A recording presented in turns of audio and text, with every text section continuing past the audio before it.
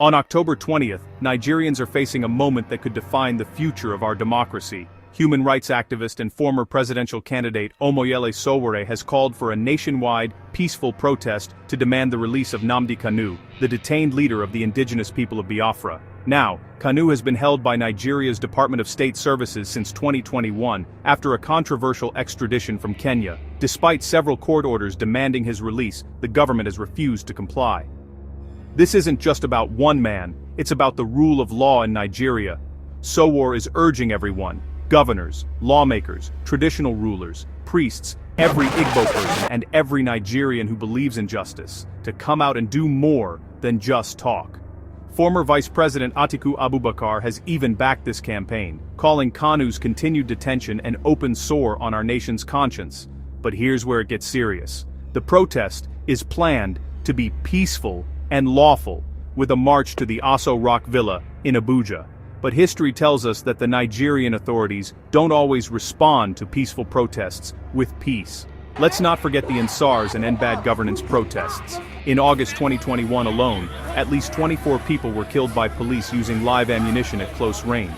Amnesty International reported that Nigerian police often deny these killings, fueling a cycle of mistrust and violence.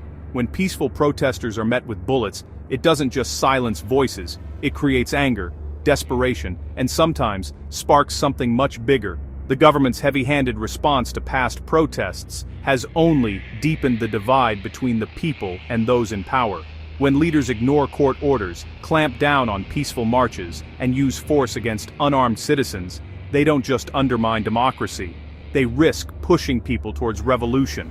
Ordinary Nigerians know what's at stake: the brutality, the extortion, the denial of justice. These are the things that drive unrest and extremism. If the authorities respond to the October 20th protest with violence, they could set off a chain reaction that no one can control. So, as October 20th approaches, I urge everyone, protesters and authorities alike, to remember, the world is watching. Nigeria's future depends on how we handle our disagreements. Peaceful protest is a right, not a crime. Using force to silence the people's voice could be the spark that lights a fire no one wants to see. Let's choose dialogue over violence, justice over oppression, and hope over fear. The time for change is now, but it must start with respect for the law and for each other. On October 20th, choose peace, uphold the law, and let every voice be heard. A nation's strength is measured by its justice, not its fear. The world is watching. Nigeria is listening. Let the law lead.